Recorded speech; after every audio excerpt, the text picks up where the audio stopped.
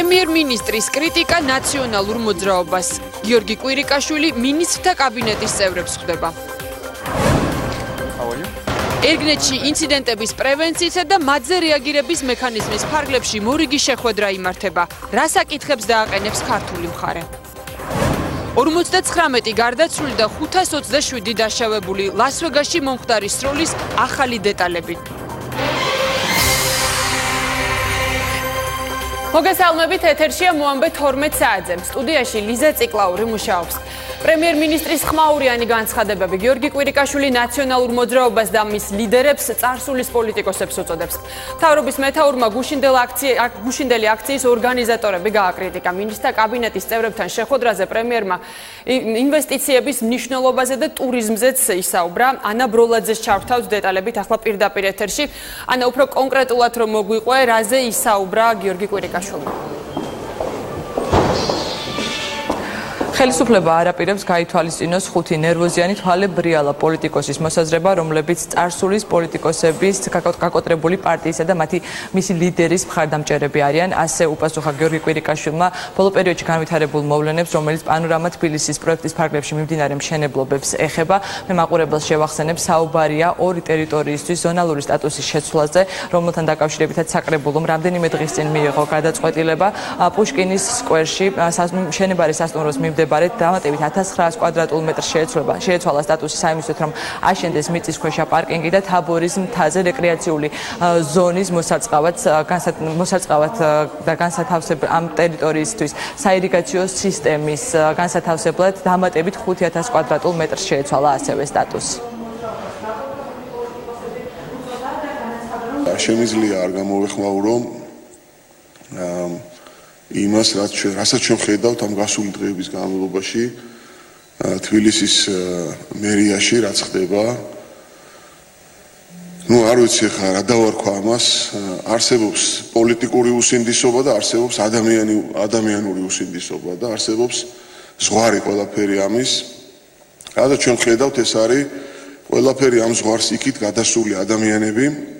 მე მათ პოლიტიკოსებსაც ვერ დავარქვი, იმიტომ რომ ისინი არიან აშკარად წარსულის პოლიტიკოსები, გაკოტრებული პარტიის და გაკოტრებული ლიდერის მიმდევრები, რომლებიც ცდილობენ, რომ აი ამ ტყუილებით და უსინდისობით მიიპყრონ კიდევ ყურადღება. და სიმართლე არის ერთი რამე, თბილისში კეთება ისტორიული პროექტი, ანალოგის არ მქონე მწვანე სივრცეს, რომელიც იქნება ხელმისაწვდომი ყველასთვის. უარი ვთქვათ ჩვენ და იმიტომ რომ კიდევ ერთხელ ვამბობ, ნევროზიანი პოლიტიკოსების ასე თქვა აზრი გავითვალისწინოთ. მე ამას არავითარ შემთხვევაში არ დავთანხმდები. პრემიერ-მინისტრმა დღეს კიდევ ერთხელ ისაუბრა იმ პროექტებთან დაკავშირებით, რომელიც ხორციელდება როგორც პუშკინის სკვერის მიმდებარედ, ასევე თაბორის მთაზე. მან აღნიშნა, რომ ბიძინა ივანიშვილი, რომელიც ახორციელებს ამ პროექტებს როგორც ინვესტორი და არა მხოლოდ ამ პროექტებს, ხარჯავს 680 მილიონ ლარზე მეტს და ის განცხადებები, რომელიც მისი როგორც ინვესტორის მიმართ კეთდება, არის უსამართლო და ტყუილი.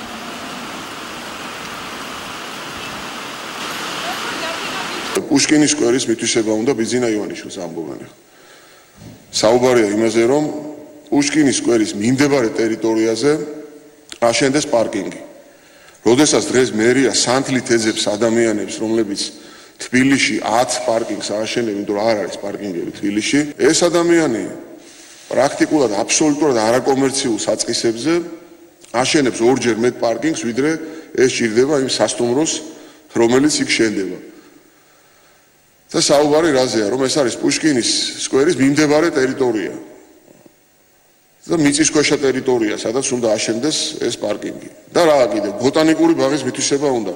ბოტანიკური ბაღის მიმდებარე ტერიტორიაზე, არა ბოტანიკურ ბაღში, საჭირო არის სულ რამდენიმე ასეული კვადრატული მეტრის დამატება იმისათვის, რომ ეს გახრიოკებული ფერდობები, რომელიც არის ბოტანიკური ბაღიდან წავკისამდე, სადაც არის გათვალისწინებული ამ პროექტის მშენებლობა, გამწვანდეს და მოირწყას და irrigация მოხდეს ამ ახალი ტერიტორიის.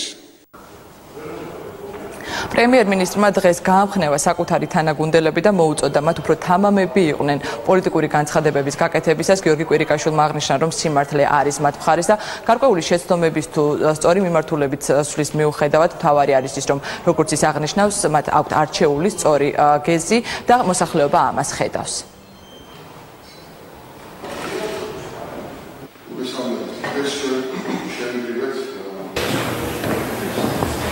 აკოტრდნენ პრაქტიკულად და ვეღარაფერი რომ ვეღარ გაუკეთებიათ, ეხლა რაღაც სიტყვა უნდა მიიღო რომ ყურადღება არჩევნების წინ და მოიგონეს ეს ორი უსინდისო ტყუილი. მაგრამ ჩვენი მოსახლეობა ამას ხედავს და მე მინდა ვთქვა რომ ჩვენი გუნდის წევრები, პოლიტიკოსებიც, როდესაც შენ მართალი ხარ, ცოტა უფრო თამამად არის საჭირო ამ სიმართლის თქმა და არავის არ უნდა მოერიდოს რომ თქვათ რაზეა საუბარი. საუბარია მილიარდ დოლარზე მეტ ინვესტიციაზე. მე მგონი ჩვენი ინვესტორები გვჭირდება. და რაკი ბიძინა ივანიშვილი არ ამოვიღოთ ხმა და არ დავიცვათ ინვესტიცია. მე მგონი ეს არასწორია.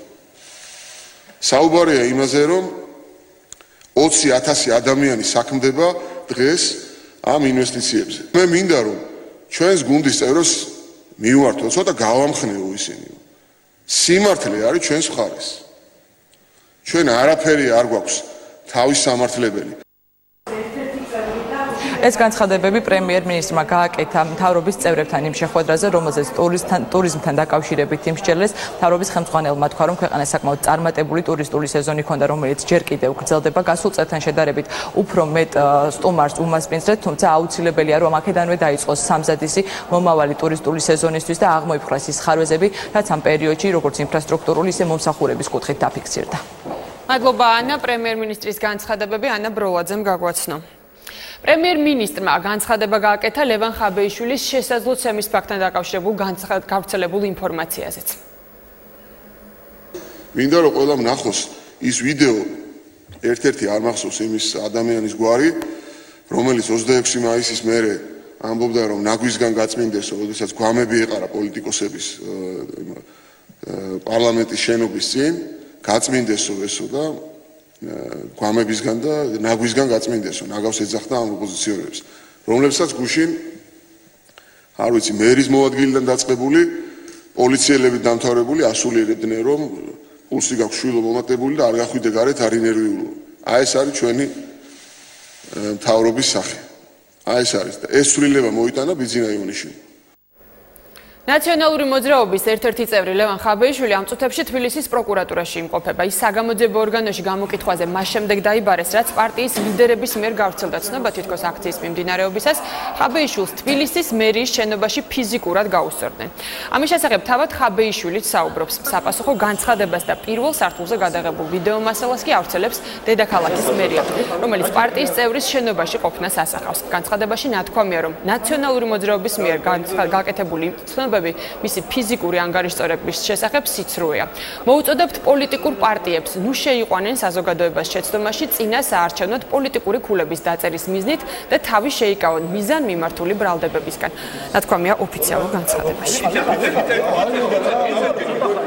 ოიცა სასწრაფო მოვა, სასწრაფო. არ მინდა დამაკავლა გამიშვა. ან დამაკავლა გამიშვა. სულად გაფრთხილე. არ მინდა სასწრაფოს. თუ მაკარო დამაკავლა თორე გამიშვა. არავინად გატყავებს რა. მაშინ გამიშვა. ხო, ცემატყების გარეშე შევიდეთ თორე, იძინოთ რა. კი, გაიცრემე.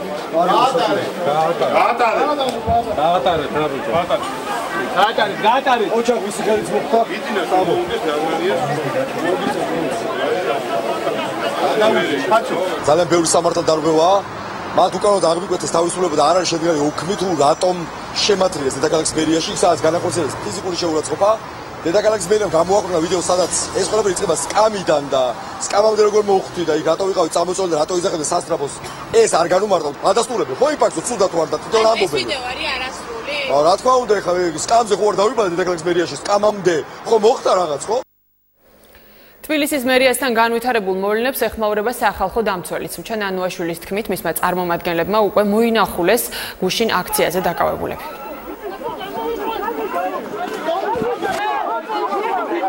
Let's go. ჩვენმა წარმომადგენლებმა მოინახულოს დაკავებულები, რამდენიმე მათგანს აღენიშნება დაზიანებების სხეულზე, მათი განცხადებით სწორედ დაკავების დროს ძირითადად მათ მიადგა დაზიანებები, თუმცა ექიმის თქმით ეს დაზიანებები არ არის სერიოზული, შესაბამისად ჩვენს მიერ არის გამოთხოვილი ყველა ეს დოკუმენტაცია, რომლითაც ჩვენ მოგოცება შესაძლებლობა სრულად შევისწავლოთ აღნიშნული საქმე. დეპუტატებს აქვთ უფლება შევიდნენ შესაბამისად ყველა ადმინისტრაციულ ორგანოში, ამ შემთხვევაში მათი უფლება არის დარღვეული. უმრავლესობა ვენეციის კომისიის საბოლოო დასკვნას ელოდება, ამის შესახებ დღეს პარლამენტის თავმჯდომარემ განაცხადა. კიდევ ერთი მიმართულება, რაზეც ირაკლი კობახიძემ ყურადღება გაამახვილა, პრეზიდენტთან შესაძლო კონსულტაციას შეეხო. კეთი ქაშაკაშვილი განავრცობს თემას ახლა პირდაპირ ეთერში. კეთი, გისმენთ. ზუსტად 3 დღეში გამოაქვეყნებს ვენეციის კომისია საბოლოო დასკვნას საკონსტიტუციო ცვლილებებთან დაკავშირებით და სწორედ ამასთან დაკავშირებით ისაუბრა დღეს პარლამენტის თავმჯდომარემ. ირაკლი კობახიძემ თქვა, რომ მას აქვს მოლოდინი, რომ დასკვნა იქნება დადებითი და ამ მოლოდინის საფუძველს მას აძლევს ვენეციის კომისიის წინასწარი დასკვნა.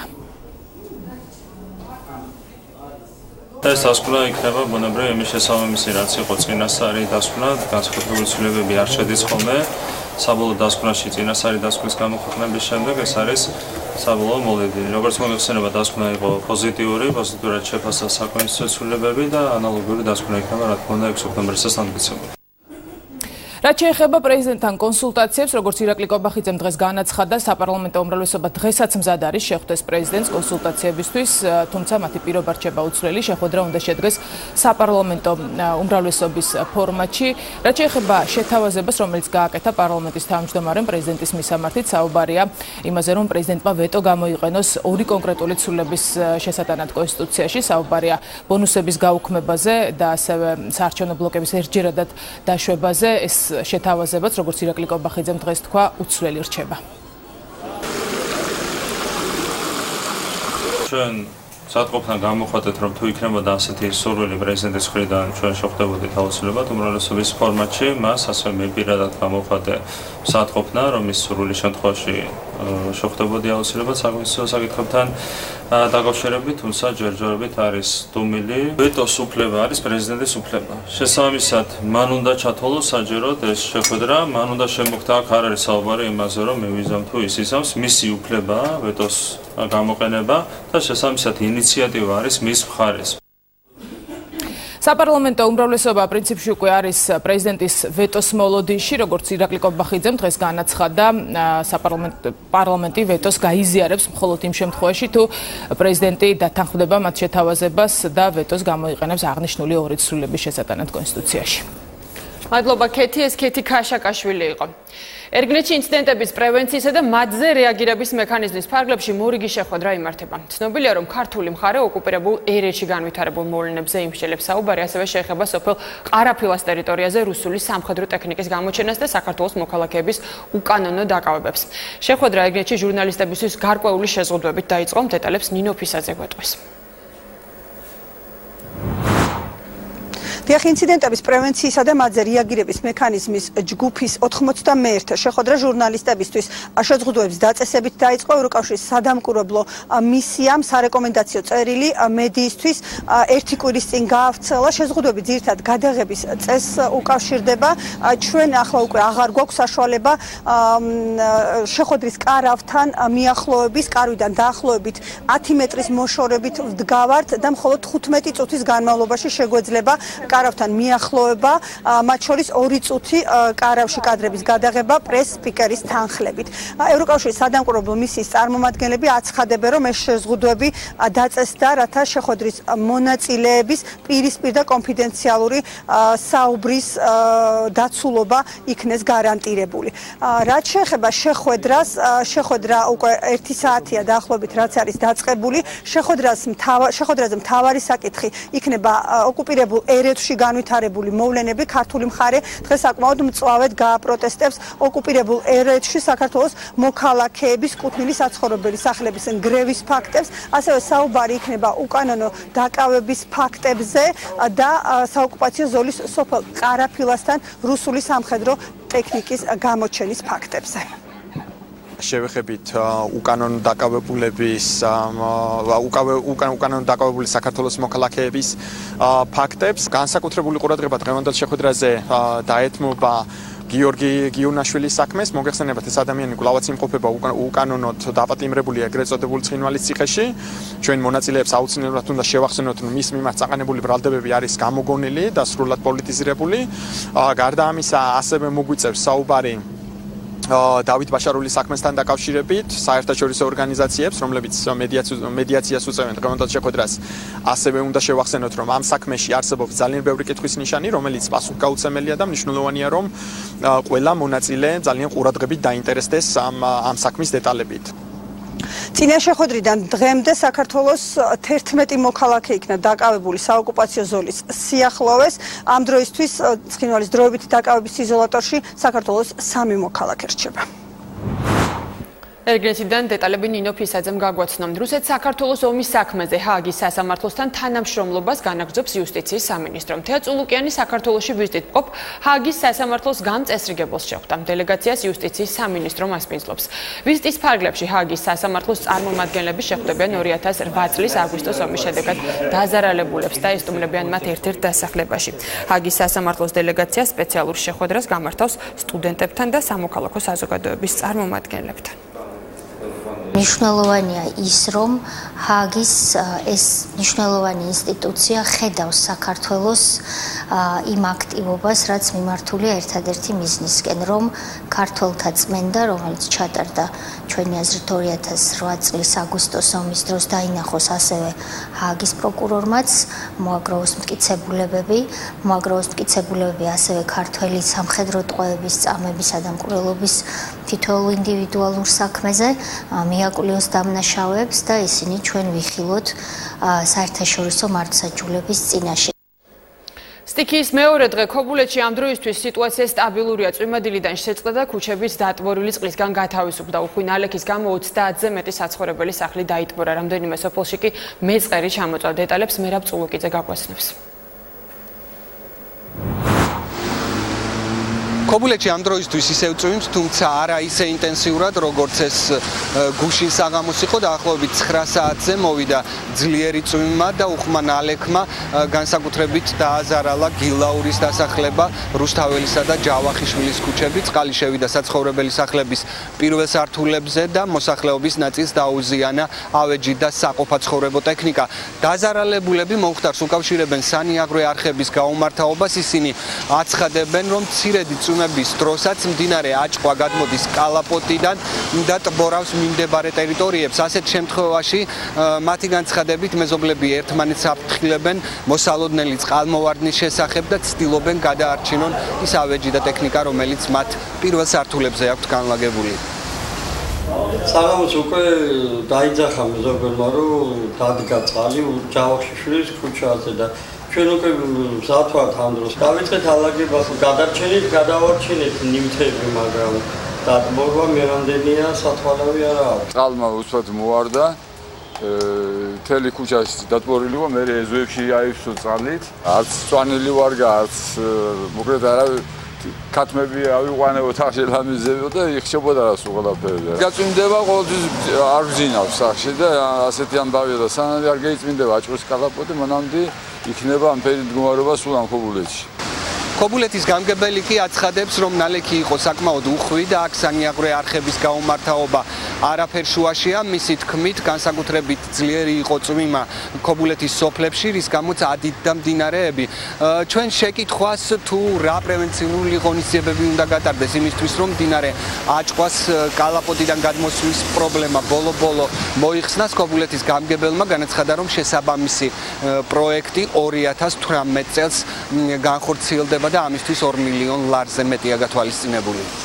სარეზერვო არხიც კეთდება მდინარე აჭყვასთან დაკავშირებით და ეს პროექტი 2018 წელში განხორციელდება. აქ შედის ყველა იმ ნაგებობის, იმ დამატებით კედლების აგება, იმ ყველა მთლიანად დაახლოებით ვხვდები 6-7 კილომეტრია არხისისა, რომელიც უნდა გაიწმინდოს თავიდან ბოლომდე. ქობულეთში სტიქიური მოვლენები ბოლო 10 დღის განმავლობაში 3-ჯერ განმეორდა. გუშინ მუნიციპალიტეტის მასშტაბით 7 მეწყრის კერა დაფიქსირდა, დაზიანდა რამდენიმე საცხოვრებელი სახლი და ასევე ჩაიხერგა სასოფლო გზები. ამ დროისთვის ქობულეთის გამგებლის ინფორმაციით ამინდის გაუარესების გამო პრაქტიკულად ვერ ხერხდება გზის აღდგენის სამუშაოების წარმოება და გამოდარებისთანავე მობილიზებულია ტექნიკა, რათა გაიხსნას სასოფლო გზები.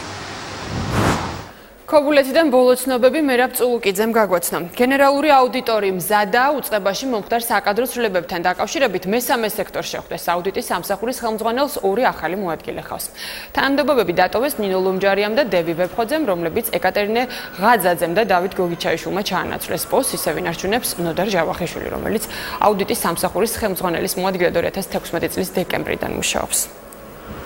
ქალბატონი ეკატერინე ღაძაძე, რომელიც იქნება ჩემი მოადგილე, მას გააჩნია მრავალწლიანი გამოცდილება საერთაშორისო საფინანსო ინსტიტუტებში მოღვაწეობდა საერთაშორისო საფინანსო ინსტიტუტებში. ბატონი დავით გოგიჩაიშვილი ასევე მრავალწლიანი გამოცდილება მას აქვს საბანკო საფინანსო სექტორში. ბატონი ნოდარ ჯავახიშვილი გაკეთდა, მინდა გითხრათ, არასწორი, არაზუსტი აქცენტები, რატომ თქვათ გაკეთა არჩევანი ბატონ ნოდარზე. მინდა გითხრათ, რომ ბატონი ნოდარი არის უაღრესად კვალიფიციური და უაღრესად გამოცდილი ადამიანი. საქართველოს პრეზიდენტი პორტუგალიის რესპუბლიკის პრემიერ-მინისტრს შეხვდა. განსახილველ საკითხებს შორის მთავარი თემები სავაჭრო ეკონომიკური თანამშრომლობის გაღრმავება, განვითარება და ორი ქვეყნის ეკონომიკური პოტენციალის გამოყენების მნიშვნელობა იყო. მხარეებმა სხვადასხვა საერთაშორისო რეგიონული პროექტებიც განიხილეს. გიორგი მარგველაშვილი ლისაბონში 2 დღიანი ოფიციალური ვიზიტით იმყოფება. დაკავება თაღლითობის ფაქტზე. ფინანსთა სამინისტროს საგამოძიებო სამსახურმა ბრალდებულების სახით 14 პირი მისცა პასუხისმგებაში. გამოძიებით დადგინდა, რომ მათ სხვადასხვა პერიოდში დაამზადეს 1997-98 წლებით დათარიღებული ყალბი მიღება ჩაბარების აქტები, რომლის თანახმადაც მათ სახელმწიფოსგან საკუთრებაში გადაეცათ მიწის ნაკვეთები. გაყალბებული დოკუმენტების გამოყენებით ბრალდებულმა პირებმა საკუთრება დაარეგისტრირეს სოფელ ნატახტარში, საგურამოსა და სოფელ დიღომში არსებული საერთო ჯამში 45650 კვადრატული მეტრი მიწის ფართობები. მართლსაწინააღმდეგო დაუფლებული ქონების ღირებულება დაახლოებით $1 მილიონ შეადგენს. გაყალბებული დოკუმენტების გამოყენებით ბრალდებულმა პირებმა საკუთრად დაირეგისტრირეს სოფელ ნატახტარში, საგურამოსა და სოფელ დიღომში საერთო ჯამში 45650 კვადრატული მეტრი მიწის ფართი. მართლსაწინააღმდეგო დაუფლებული ქონების ღირებულება დაახლოებით $1 მილიონ აღემატება. სამართალდამცველებმა ნარკოდანაშაულისთვის ფონიჭალაში ერთი პირი აიყვანეს. დაკავებულია 1997 წელს დაბადებული მამაკაცი. მისი საცხოვრებელი სახლის შხრეკისას ერთ შეკვრად დაფასებული ნარკოტიკული საშუალება ჰეროინია ამოღებული. გამოძიებამ დაადგინა, რომ ბრალდებული ნარკოტიკულ საშუალებას სისტემატურად ყიდდა. პოლიციამ მის მიერ გაყიდული ერთ შეკვრად დაფასებული ჰეროინი ნივთმტკიცებად ამოიღო. გამოძიება ნარკოტიკული საშუალების უკანონო შეძენა, შენახვისა და გასაღების ფაქტზე მიმდინარეობს. ერთხელ ხო შეგიძლია ნორმალური ფაქტი რომას გავფიცებ რა ფონიჭალაში ნარკოტიკების გასაღების ბრალდებით ერთი პირი დავაკავეთ. საცხოვრებელი სახლის შხრეკისას ერთ შეკვრად დაფასებული ჰეროინი ამოვიღეთ. დაუდგინეთ, რომ ბრალდებული ნარკოტიკულ საშუალებას სისტემატურად ყიდდა. დაკავებულის მიერ გაყიდული ჰეროინი ნივთმტკიცებად ამოვიღეთ. საზოგადოება წამების წინააღმდეგ სახალხო დამცველი დღეიდან საინფორმაციო კამპანიას იწყებს. უჩა ნანუაშვილი ცნობით შეიქმნება სამართალდამცველთა მხრიდან მოქალაქეთა არასათანადო მოპყრობის მსხვერპლთა დაცვის სამოქალაქო ქსელი. მომზადება საინფორმაციო რგოლებიც. ომბუდსმენის თქმით, ბოლო 3 წლის განმავლობაში შინაგან საქმეთა სამინისტროსა და პროკურატურაში სახალხო დამცველის მოთხოვნით 60-ზე მეტ ფაქტზე გამოძიება დაიწყო, თუმცა რეალური შედეგი ჯერჯერობით არც ერთ მათგანს არ მოჰყოლია. სამართალდამცავი სისტემის წარმომადგენელთა მხრიდან მოქალაქეთა არასათანადო მოპყრობის, მათი უფლების შელახვის თუ წამების აღმოფხვრისთვის უკანასკნელ წლებში სახელმწიფოს მხრიდან ბევრი რამ გაკეთდა. თუმცა ჯერ კიდევ დიდი ძალისხმევა საჭირო, რათა საქართველოს საბოლოოდ დაიმკვიდროს ღირსეული ადგილი ევროპული თანამეგობრობის ქვეყნებს შორის. წამების და სხვა არასათანადო მოპყრობის პრევენცია სახელმწიფო პოლიტიკის ერთ-ერთი პრიორიტეტი უნდა იყოს. ერთიანი ნაციონალური მოძრაობა საპროტესტო რეჟიმზე გადადის. ზალუდუმაშვილის განცხადებით პარტია პროტესტს მოთხოვნების შეუსრულებლობამდე გააგრძელებს. თბილისის მერობის კანდიდატი უარყოფს იმ ფაქტს, თითქოს აქციის მონაწილეები გუშინ მერიის შენობაში შეჭრას ცდილობდნენ.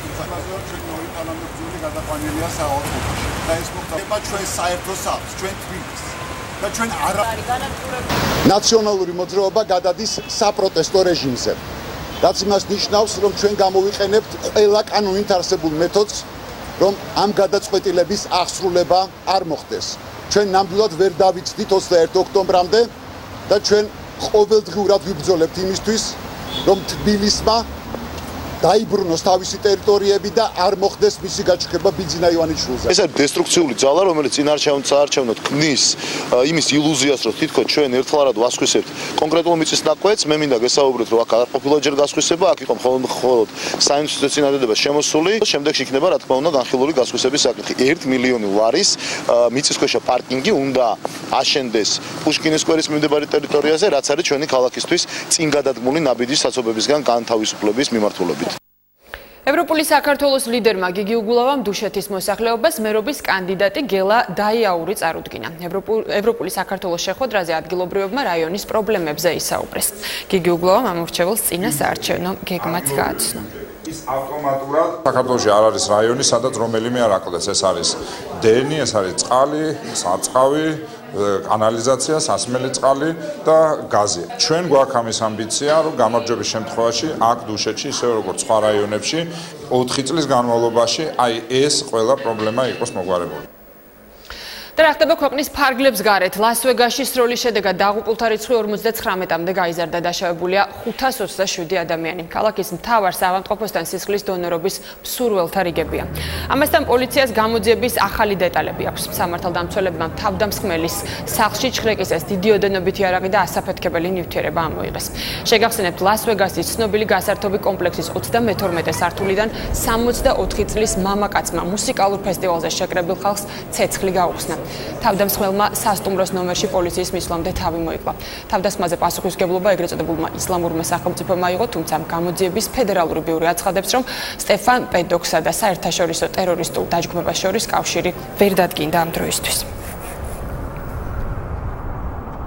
პოლიციამ მოიპოვა ნევადაში, მესკიტში, სტივენ პედოკის სახლში ჩხრეკის ორდერი. გამომძიებლები ცდილობენ სროლის მოტივი დაადგინონ. ნებისმიერი ინფორმაცია დაგვეხმარება ამ საშინელ ამბავს ნათელი მოუფინოთ. ჩვენ სასტუმროს ნომერში 23 ერთეული ცეცხლსასროლი იარაღი აღმოვაჩინეთ. 19 ერთეული იარაღი ნაპოვნია მესკიტში მდებარე სახლშიც. კატალონიაში უმსხვილესი პროფკავშირების ორგანიზები დღეს გაფიცვა იმართება. ამ ფორმით აქციის მონაწილეები კატალონიის დამოუკიდებლობის შესახებ რეფერენდუმის მიმდინარეობისას პოლიციის ქმედებებს გააპროტესტებენ. ესპანეთის უმსხვილესი პროფკავშირული გაერთიანებები გაფიცვაში არ მონაწილეობენ. 2 ოქტომბერს საღამოს ქალაქებში მრავალათასიანი საპროტესტო აქციები გაიმართა. ბარსელონაში 15,000 ადამიანი გამოვიდა.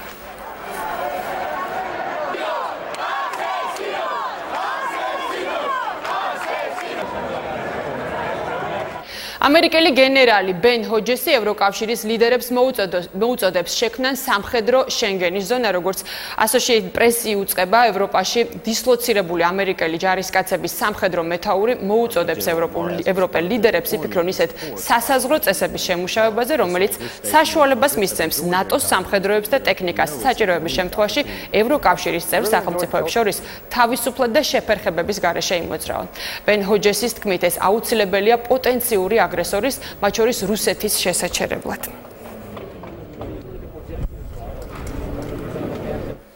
რუს ოპოზიციონერ პოლიტიკოს ალექსეი ნავალნის მოსკოვის სასამართლომ 20 დღიანი პატიმრობა შეუფარდა. სასამართლოს განცხადებით ნავალნიმ არაერთხელ დაარღვია მიტინგებისა და დემონსტრაციების გამართვის წესები. საქმის მასალებიდან ირკვევა, რომ ნავალნი მოქალაქეებს ნიჟნი-ნოვგოროდში ხელისუფლების მიერ არასანქცირებულ მიტინგში მონაწილეობისკენ მოუწოდებდა. საპროტესტო აქცია აღნიშნულ ქალაქში 2017 წლის 29 სექტემბერს იყო დაგეგმილი.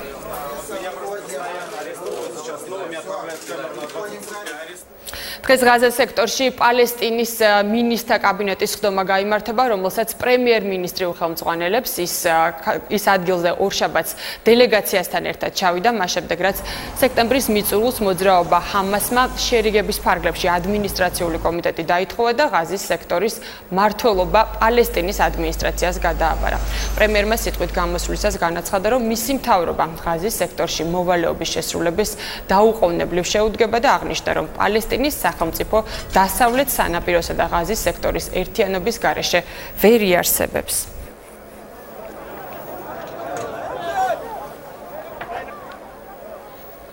და უბრუნდებით კვლავ საქართველოს კანადაში მიმდინარე საერთაშორისო თამაშებში მონაწილე დაჭრილი ქართველი სამხედროები სამშობლოში დაბრუნდნენ.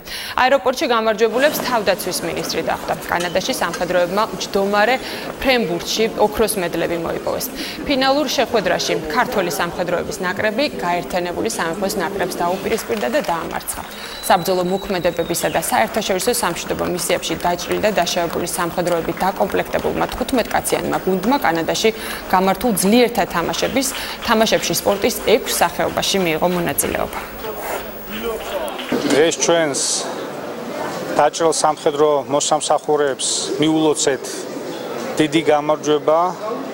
მათ ძლიერთა თამაშებში დაამტკიცეს, რომ ძლიერთა შორის არის უძლიერნესნი, მოიპოვეს ოქროს მედლები და გვიჩვენეს მაგალითი იმისა, თუ როგორ უნდა იბრძოლო იმისთვის, რომ შეინარჩუნოს სიცოცხლე.